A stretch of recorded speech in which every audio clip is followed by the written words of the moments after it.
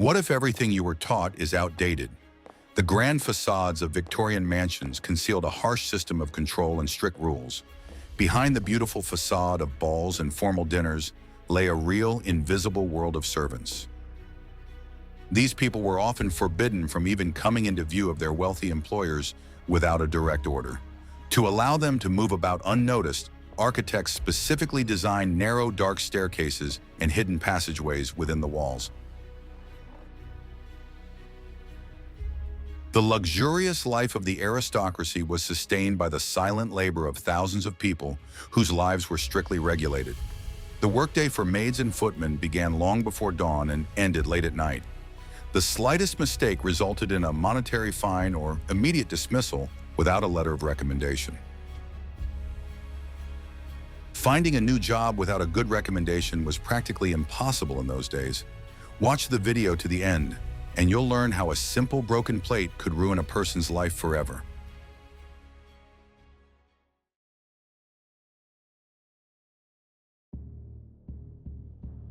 What I'm about to show you is banned in 12 countries. The Victorian era's hidden system of control rested on a single crucial document. A letter of recommendation from a former employer determined the fate of any worker. Without this document, a person became an outcast with no right to a decent job. Employers fully understood the value of these letters of recommendation. They used this leverage to ensure complete obedience from their staff. The slightest misstep could lead to dismissal without the issuance of that coveted document.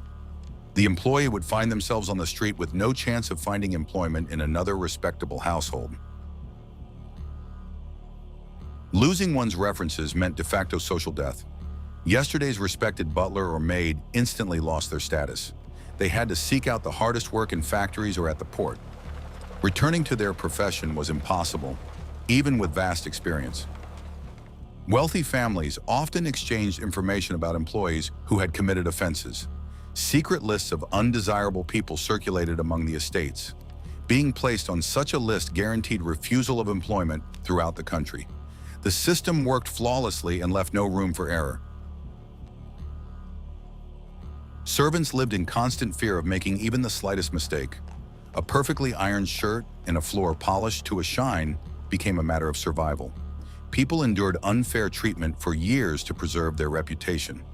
A recommendation was their only ticket to a secure future. Sometimes employers deliberately delayed issuing recommendations. This allowed them to keep a valuable employee from moving to another household. The employee found themselves held hostage by their employer. Freedom of choice was merely an illusion in this strict hierarchy. Even after impeccable service, receiving a letter depended on the employer's mood. A single careless word on the last day could undo years of hard work. Servants left quietly and unnoticed, trying not to draw attention to themselves. Leaving successfully with a good letter was considered a stroke of immense luck. Falsifying recommendations was a common occurrence in that era. A whole black market of fake documents emerged for desperate people. However, exposure meant imprisonment and the complete ruin of one's life. The risk was too great for most ordinary workers. This invisible chain kept thousands of people firmly in line. Employers controlled not only their servants' time, but also their futures. Every move was governed by the fear of losing one's place in society. The recommendation system was the perfect tool for silent control. Such power over other people's fates corrupted many employers. They could ruin a person's life with a simple stroke of the pen. I'd be very interested to hear your thoughts on this, so please share them in the comments. And be sure to subscribe to our channel so you don't miss the next exposés.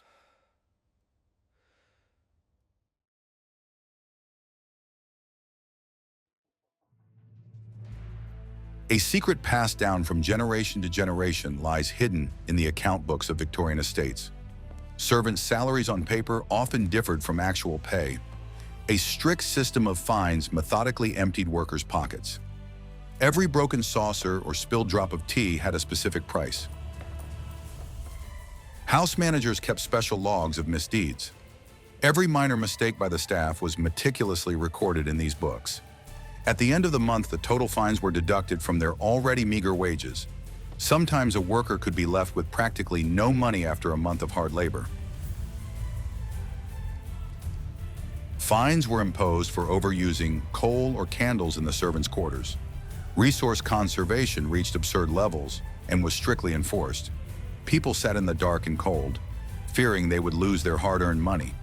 The owners shifted the costs of maintaining the house onto the workers themselves. A broken crystal vase or a ruined silk tie could cost half a year's wages. Servants handled expensive items with incredible trepidation. A single awkward movement while cleaning could turn into a financial disaster. The fear of damaging their employer's property haunted them every minute. Sometimes fines were used as a method of punishment for tardiness. Being even 10 minutes late for dismissal was strictly punished with a ruble. The servant's time belonged to the household around the clock, and without exception. A personal life was a luxury inaccessible to most of them. This system created the appearance of fair pay. In reality, however, it served as a tool of constant economic pressure. People worked for years without being able to save even a small amount of money. They remained tied to their jobs due to a chronic lack of funds. Some managers deliberately inflated the prices of broken dishes. The difference ended up in the pockets of higher-ranking employees. Theft flourished even at the lowest levels of the hierarchy. Ordinary maids and footmen were completely powerless in this situation. It was strictly forbidden to dispute and impose fine. Any objection was regarded as insolence and led to immediate dismissal. Servants silently signed pay stubs with massive deductions. They had no laws protecting their basic rights. Financial dependence was the surest way to keep a person in line. Employers knew that a worker with no savings would not go anywhere. Poverty became an invisible cage for thousands of men and women. They were forced to put up with any working conditions. Fines took away not only money but also a sense of self-respect. Constant surveillance turned people into docile machines for household service. How much do you think such financial bondage destroyed people's sense of self? You'll find the answer to this question in the next chapter, where we'll examine methods of round-the-clock surveillance.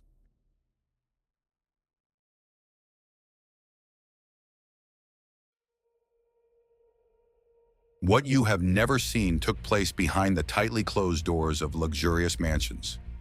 A servant's workday had no clear beginning or end. They woke up before dawn and went to bed late at night.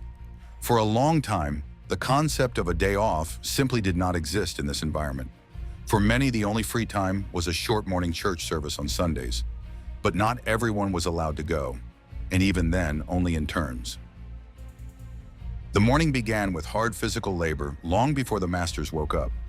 Maids had to clean the fireplaces, remove the ashes, and carry heavy buckets of coal. All this dirty work was done in absolute silence. No one was allowed to wake the masters with a random knock or footsteps. After that, they had to heat water for washing and prepare their clothes. The masters might demand hot tea or a lit fireplace at 3 in the morning. The servants slept with one eye open, ready to jump up at the ring of a bell at any moment. Their personal time was completely erased and dissolved into the needs of their employers. The human body worked at the limit of its physical capabilities. A special cord hung in every room, directly connected to the servants' quarters. The bell could ring at any moment for the slightest reason. The lack of rest was considered the norm and a sign of good service. A request for a day off was seen as laziness and a reluctance to work. People went years without seeing their relatives and old friends. They were completely cut off from their former social circle. Their entire lives now belonged solely to one large house and its owners. Any personal attachments outside the mansion were considered a hindrance to work. The punishment for slowness was often the deprivation of short breaks. An offending worker was forced to clean silver or polish shoes late at night. Additional duties piled on top of the already grueling schedule. Sleep became an unattainable luxury for the punished servants. In the morning, such a worker had to resume their usual duties without any leniency. Complaining of fatigue was strictly forbidden by the house rules. Round-the-clock readiness demanded incredible concentration. Fatigue built up over months and led to frequent mistakes. Mistakes resulted in new penalties and new night shifts. The vicious cycle of exhausting labor never broke. People literally collapsed from exhaustion, but continued to perform their endless duties. Illness due to overwork often led to immediate dismissal onto the street. The servants' lives unfolded in cramped basements and dark corridors. They rarely saw daylight, constantly remaining deep within the house. Their paths lay far from the grand halls and bright windows. The space was strictly divided into the world of the masters and the world of the servants. Crossing these invisible boundaries without orders was strictly forbidden. Servants were assigned the role of invisible mechanisms for ensuring the comfort of others. The staff's bedrooms were located in the coldest attic or in the damp basement. The rooms were tiny, and several people often lived together in them. In winter, it was bitterly cold there, and in summer, the roof baked in the sun. The wealthy lords provided no heating for the servants. The beds were hard, and old straw mattresses were often used instead of proper ones. Such isolation from the outside world altered their perception of reality. The estate became a whole universe to them, with its own harsh laws. News from the outside rarely reached them, and was discussed in whispers in the kitchen. They lived in a vacuum, completely focused on polishing furniture and ironing laundry. Newspapers were unavailable, and many were unable to read them due to a lack of education.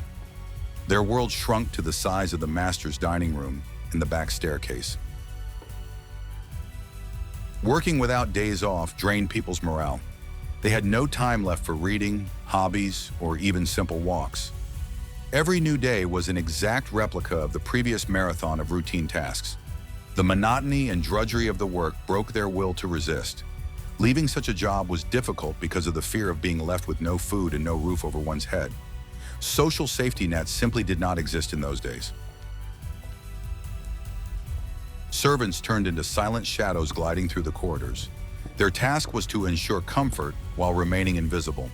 The slightest noise or unnecessary movement was strictly punished by senior staff. The ideal worker had to be inconspicuous and unfailingly reliable. If a servant happened to bump into the master in the hallway, he had to turn his back to the wall. Looking the master straight in the eye was considered unheard of insolence. The servants' food also left much to be desired, despite the abundance in the house. They were given only the cheapest foods or whatever was left over from the master's table. Meat was often replaced with bones for broth and large quantities of bread and potatoes. Such a meager diet could not compensate for the enormous energy expenditure. Therefore, servants were always thin and pale from malnutrition. Marriage among the servants was strictly forbidden. A maid who decided to start a family or became pregnant was immediately thrown out onto the street. The masters needed workers who were not burdened by children or personal concerns. Romantic relationships were carefully hidden from the house manager's eyes for fear of dismissal. Because of this, many maids remained single for life. This system squeezed every last drop of life out of a person. By the age of 30, many servants looked like old men due to chronic fatigue. Their youth was spent maintaining someone else's ostentatious splendor. Heavy buckets of water and coal permanently ruined their posture and joints. No one was willing to pay for medical care for sick workers. Many generations of Britons endured these unbearable working conditions on vast estates. Their sweat and tears became the foundation for the luxurious life of the Victorian aristocracy. It was not customary to write about this in the romantic novels of the time. Appreciate the scale of this invisible slavery and be sure to like this video.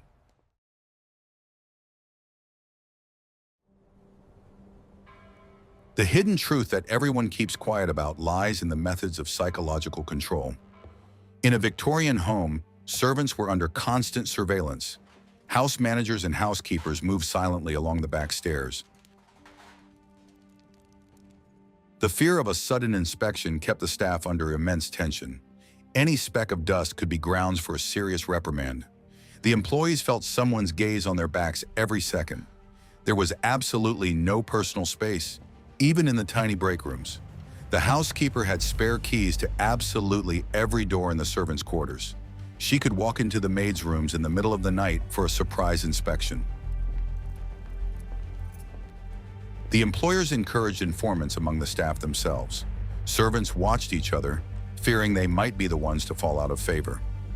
This atmosphere of mistrust destroyed any friendly ties within the group. The principle of division was the main tool for managing the large household.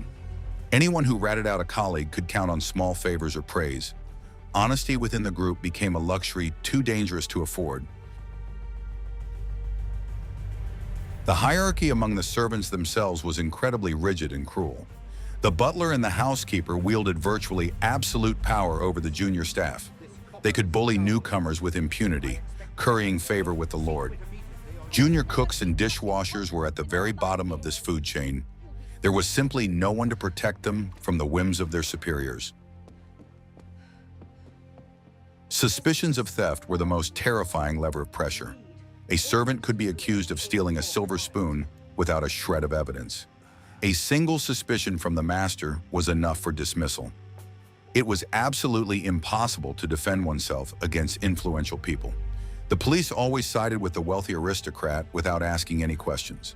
The accusation was followed by the stigma of a thief for the rest of one's life. Sometimes housekeepers would deliberately leave small coins on the tables. This was a test of honesty, a trap for tired and poor people. Anyone who succumbed to the temptation was immediately expelled from the house in disgrace. Such provocations kept the servants in a constant state of nervous tension. Beautiful ribbons, pieces of expensive soap, or even food were often left lying around. Picking up someone else's belongings from the floor meant automatically signing one's own death warrant. Periodic searches of the staff quarters were common practice. They looked for hidden scraps of food, candles, or fabric remnants. There was no privacy in correspondence or inviolability of personal belongings. The employers believed they had bought not only labor, but a person's entire life. A love letter or a cheap romance novel found would instantly be thrown into the fireplace. Having personal secrets in such a household was strictly forbidden. Any broken item was deducted from an already meager salary. If a maid accidentally broke an expensive vase, she might have to work for free for months. The cost of crystal or porcelain often exceeded the annual income of an ordinary worker. Hands trembled from exhaustion, so such tragedies occurred regularly. This financial trap kept people firmly in their jobs. This constant fear of being caught out wore down the psyche more than the physical labor. People became suspicious, withdrawn, and extremely nervous. They flinched at every rustle and ring of the doorbell. The house turned into a place of strict confinement. Smiles and laughter were rarely heard in the basement. Emotional burnout set in as early as the first years of service. Conversations among servants during work hours were strictly prohibited. Communication was considered a waste of time paid for by the employers. Those who broke the silence could be denied dinner or heavily fined. Silence became the gold standard for the ideal Victorian worker. The only exception was brief commands regarding work matters. Any chatter was equated with open rebellion against the established order. The servant's appearance was also strictly controlled and regulated. Girls were forbidden to wear jewelry, let their hair down, or use cosmetics. Their uniforms were made of stiff, scratchy fabric in the dullest colors. Individuality was deliberately erased so that the worker would not draw the master's attention to themselves. They were supposed to look like identical, faceless mannequins in black and gray dresses. Psychological pressure was used to completely suppress their will. A person without a will was much easier to control and command. The servants lost the ability to make decisions on their own.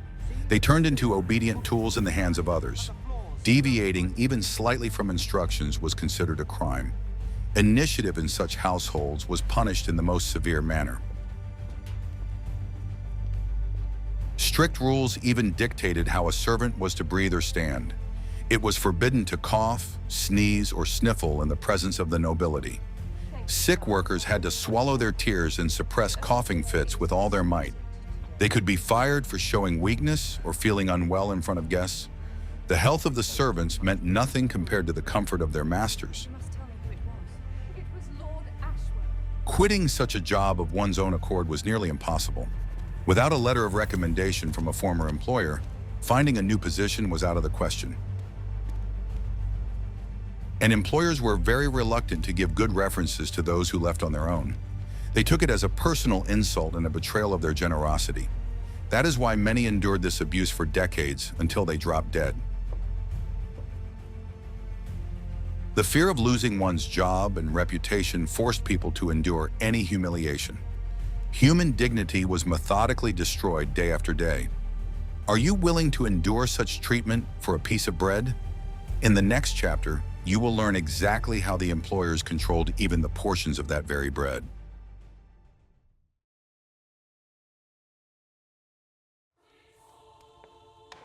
The diet of servants in large households was strictly regulated and tightly controlled. The menu for the staff differed radically from the luxurious master's table. The lowest quality ingredients were purchased to save money. The diet consisted of cheap grains, stale bread, and scraps of tough meat. One of the most common punishments was complete deprivation of food. For minor offenses, a servant would be denied a hot dinner after a hard day's work. Reducing portion sizes was used as a disciplinary measure for the entire staff. Hunger was employed as an effective tool for obedience and control. It was strictly forbidden to eat the leftovers of delicacies from the master's table. All uneaten dishes were strictly accounted for by the cook and locked away. A servant caught eating a piece of pie could be fired immediately. High-class food was considered a privilege inaccessible to ordinary workers. Portions were strictly rationed with no consideration for physical exertion. Tall footmen and frail maids received the same amount of food. Often, this amount was insufficient to replenish expended energy. People constantly felt a slight sense of hunger throughout the day. Tea, sugar, and butter were distributed in minimal quantities once a week. Servants rationed these items, stretching the tiny supplies over many days. Losing these provisions due to carelessness was a real tragedy. They had to drink plain hot water and eat dry bread until the next distribution. Meal times were strictly limited to 15 minutes. They ate in a hurry, without chewing their food, and without enjoying the taste at all. Lingering at the table was considered a breach of discipline and unforgivable laziness. The act of eating had turned into a mechanical replenishment of fuel. Seating at the servants' table strictly followed the internal hierarchy. The butler and housekeeper sat at the head, receiving the best cuts. Junior staff huddled on benches, content with leftovers from the communal pot. This system underscored inequality even among the service staff themselves. Conversation during meals was often forbidden for junior staff. The ben-on speaking at the servants' table maintained a strict silence in the cellar. Violation of the enforced silence was punished by immediate expulsion from the table. People swallowed their food in oppressive silence under the stern gaze of their superiors. The kitchen was securely locked at night with a heavy barn lock. Only the head chef or a trusted steward had access to the pantries. Late-night snacks were strictly forbidden, regardless of how hungry the staff might be. Food supplies were guarded more carefully than silverware or expensive figurines. The quality of drinking water also left much to be desired. Servants drank from wells while the masters were served filtered water. This attitude toward basic needs starkly demonstrated the gulf between the social classes. Food was not a pleasure, but yet another tool of cruel control.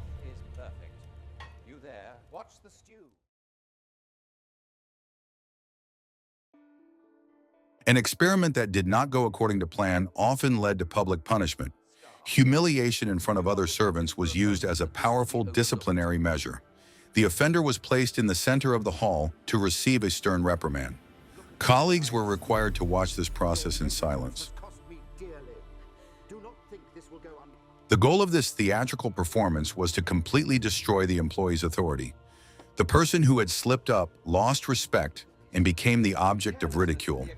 The group quickly turned away from the outcast, fearing they might share his grim fate. Isolation within one's own circle was worse than grueling physical labor. The loss of one's uniform was considered one of the most severe forms of punishment. The uniform was a symbol of belonging to a wealthy household and a marker of high status. Being stripped of one's livery or uniform was tantamount to public disgrace. The person was forced to wear old, tattered clothes in full view of everyone. Demotion was the next step after being stripped of one's uniform. A senior footman could be reduced to a mere floor polisher overnight. This meant not only a loss of income, but also the deepest moral humiliation. Regaining one's former position after such a fall was practically impossible. Sometimes, as a punishment, a servant was forced to perform completely pointless work. Polishing clean silver for hours served only to demonstrate the master's authority. The servant understood the absolute futility of his actions, which broke his will. It was a sophisticated method of psychological torment. Isolation in a separate dark room was used for serious offenses. A person was locked up for several hours or even the entire long night. The absence of windows, the cold, and the darkness quickly broke the stubbornness of even the most resilient. The prisoner was left alone with his fears and anxious thoughts. Returning to the group after such a punishment was extremely difficult. The person became a quiet, intimidated, and incredibly obedient worker. The system achieved its goal, obtaining a perfect, silent machine. The individual's personality was completely erased under the immense pressure of these cruel rules. Senior servants often abused their right to punish juniors with impunity. They took out their grievances on those lower in rank. The household turned into a complex hierarchy of oppression and constant fear. Everyone sought an opportunity to humiliate the weak for their own self-affirmation. These rituals of submission shaped a unique, specific psychology of service. Generations of people grew up convinced that they were inferior to their employers. Could you have maintained your dignity under such harsh conditions? In the next chapter, you will learn exactly what kind of work was considered the most shameful for punished servants.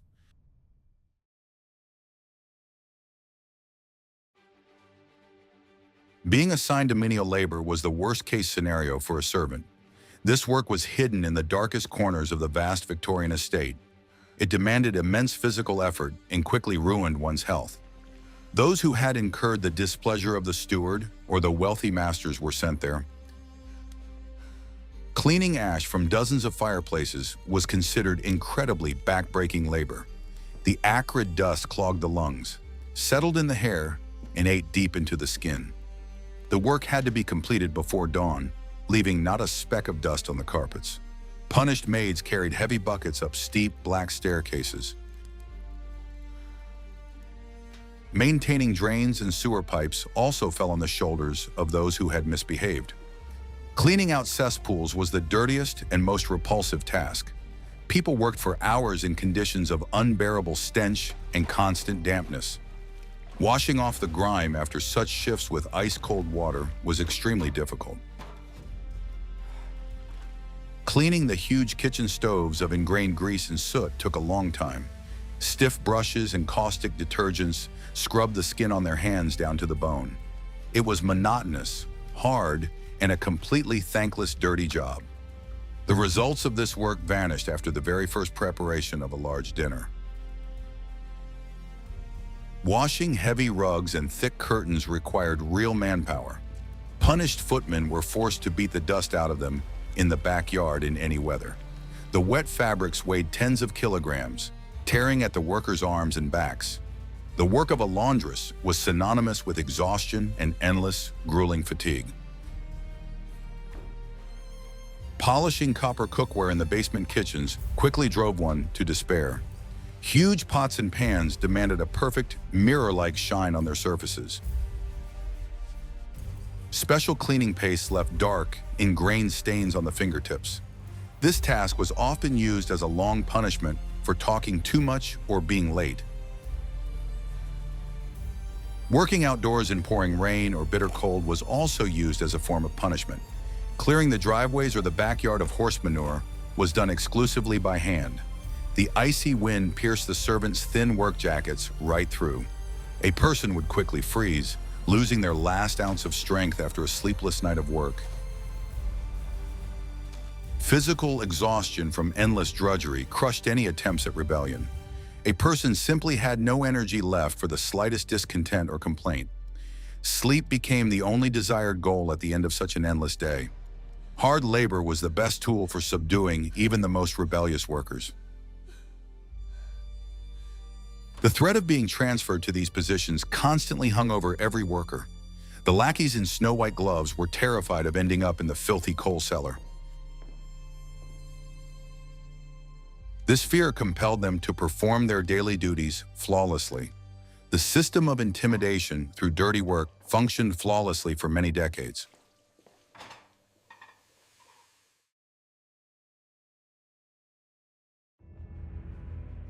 A servant's life unfolded in a constant state of strict silence and caution. Loud laughter or boisterous conversations in the dark corridors were strictly forbidden. Silence was the hallmark of a well-run and very expensive household. Employees communicated with one another exclusively in short phrases and only on business. The ban on conversation applied not only during working hours but also during rare moments of rest. Forced silence was often used as punishment for excessive sociability. The offender was forbidden to utter a single word for several days. Colleagues were also required to ignore the punished person, maintaining their complete isolation. The absence of verbal contact permanently deprived people of basic emotional support. They could not share their personal problems or ask for advice. People withdrew into themselves, sinking deeply into their own heavy thoughts. Such psychological torture broke a person's will more effectively than any physical punishment. Communication with the outside world was also strictly rationed and carefully controlled. Letters from relatives were read by the administrators before being handed over to the intended recipient. Meetings with old friends outside the home were permitted only extremely rarely. The house became an impregnable stone fortress, isolating the servants from reality. Servants often did not even know the real surnames of their co-workers. They were addressed simply by their first names or by the positions they held. This harsh depersonalization was part of a system designed to destroy a person's individuality. They were merely functional roles, cogs in the machinery of the vast mansion. Romantic relationships among the staff were always punished with the immediate dismissal of both parties. The employer sincerely believed that deep feelings distracted people from their direct duties. Marriage for the servants often meant the inevitable end of their professional careers. A harsh choice always stood between personal happiness and a steady livelihood. This isolation was reinforced by the very architecture of the massive Victorian buildings. The narrow, dark corridors for the servants were securely hidden within thick walls. Crossing paths with the master's grand routes was considered the gravest violation of the rules. Servants moved through the vast house like invisible, utterly silent shadows.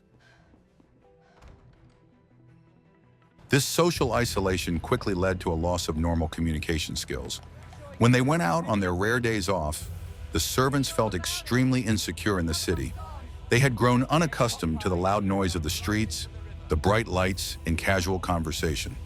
The house completely absorbed their personalities, replacing them with a set of strict instructions. Punishment by silence was applied even to the youngest and most inexperienced workers. The lack of normal communication stunted their intellectual development and fostered insecurities. They grew up as extremely withdrawn individuals, incredibly distrustful of the world. A sincere smile or a kind word became a rarity in this environment. Silence was a symbol of absolute submission and the absence of any dangerous thoughts of one's own. The ideal servant had to be completely deaf and mute to everything. He was required only to listen attentively to orders and carry them out without question. This wall of deafening silence reliably guarded the secrets of the Victorian aristocracy. Absolutely scandalous, I must say.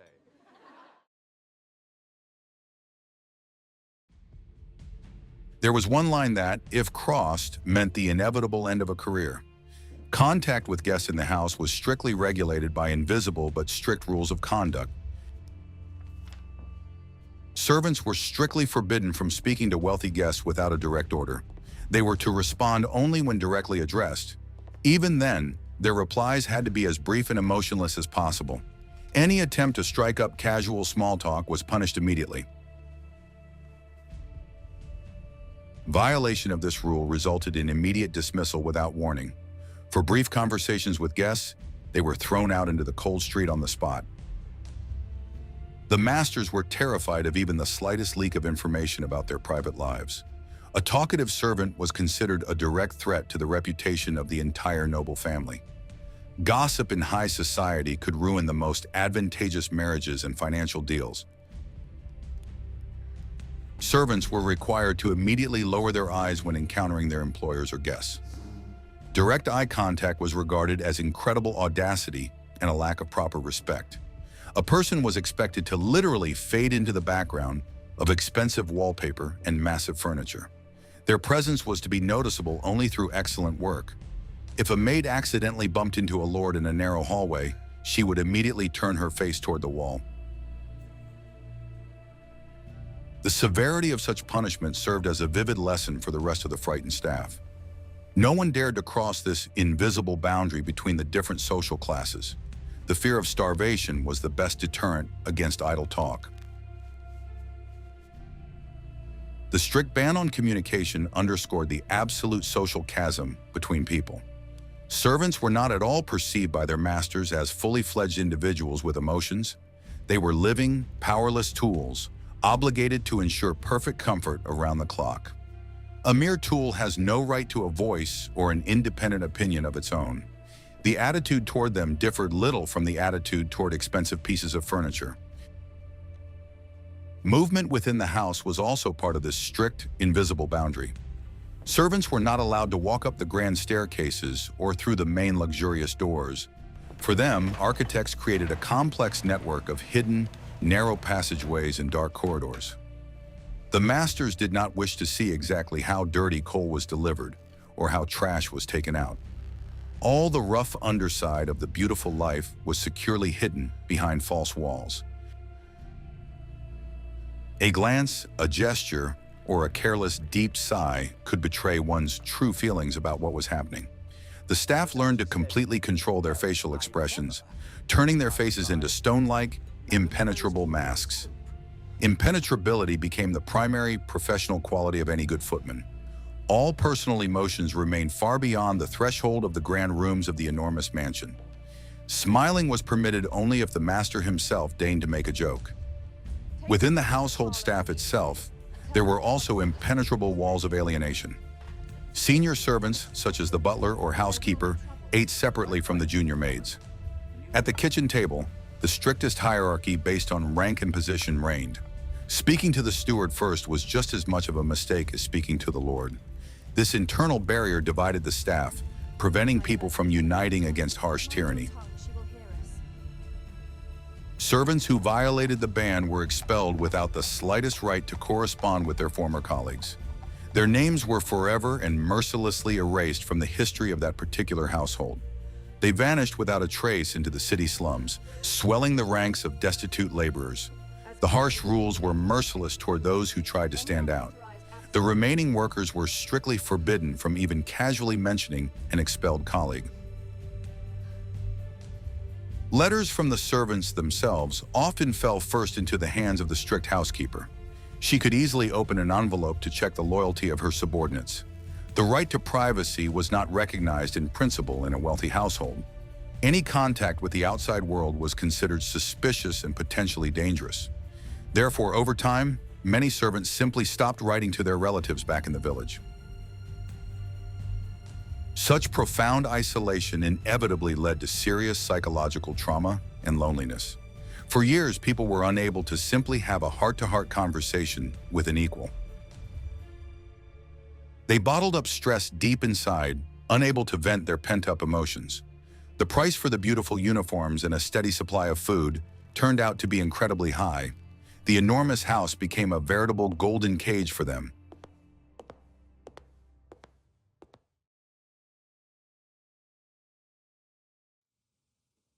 The Victorian era left behind a bright image of refined elegance and manners. However, behind the luxurious architectural facades lay a world of hard and exhausting labor. The lives of servants consisted of strict restrictions, fines, and constant psychological pressure. The beauty of aristocratic life was paid for, with the ruined health and lives of ordinary people. This era was built on stark contrast between glittering balls and dark, damp cellars. Punishments behind closed doors were incredibly cruel and methodical. They left no visible scars, but crippled souls and completely broke the will. The system was designed to definitively suppress any manifestation of individuality. A person was turned into a submissive function for ensuring the daily comfort of others. Physical beatings were rare, but psychological destruction worked far more effectively. The threat of dismissal without good references hung over everyone like the sword of Damocles. Losing one's job meant falling to the very bottom of society with no hope of return. This primal fear forced people to endure absurd nitpicking and round-the-clock, exhausting work. The only alternative was a life of hunger on the dirty, cold streets of London. Ending up in the city's workhouses was even more terrifying than enduring the tyranny of a wealthy master. Physical labor destroyed the servants' bodies at an alarming rate. The girls scrubbed their knees raw, rubbing endless stone floors with stiff brushes. The illusion of stability drew thousands of young people to the wealthy mansions. They naively hoped to save a little money and escape poverty for good. In reality, however, a system of fines and meager wages made this completely impossible. They remained the eternal captives of their employers for decades on end. The meager wages they earned went toward buying the mandatory work uniform or warm winter stockings. Sleep was brief and often interrupted by the nighttime whims of spoiled masters. Chronic sleep deprivation left people lethargic, weak, and prone to frequent infections. Icy drafts always blew through the damp basement rooms for the servants. Colds and pneumonia claimed the lives of workers every harsh British winter. Illness was considered the servant's personal problem and an excellent excuse for immediate dismissal. Hard labor, isolation, and food deprivation were standard tools of control. Employers did not view their workers as people with equal rights. Social inequality was considered a perfectly natural state of affairs in that era. There was simply no one to whom one could complain about such blatant injustice. The courts and the law always sided with influential aristocrats with deep pockets. The perfectly tuned, complex machinery of the Victorian household ran without a hitch. It ground down people's lives, churning out impeccably ironed tablecloths and polished silverware. Silent, submissive servants were the main secret behind the prosperity of the great empire. Their invisible daily toil remained forever in the shadow of lavish balls. History was always written only by those who sat at a beautifully set table. Understanding this dark side of history changes one's perspective on classic English novels. Behind every elegant tea party lay long hours of back-breaking labor in the kitchen. Behind every perfectly clean carpet lay the maid's hands, worn raw to the bone. The true picture of the distant past is far darker than the images popularized by cinema. The beautiful dresses of literary characters conceal a sea of someone else's sweat. In this demanding profession, old age set in catastrophically early. By the age of 40, most servants were already unable to perform heavy physical labor.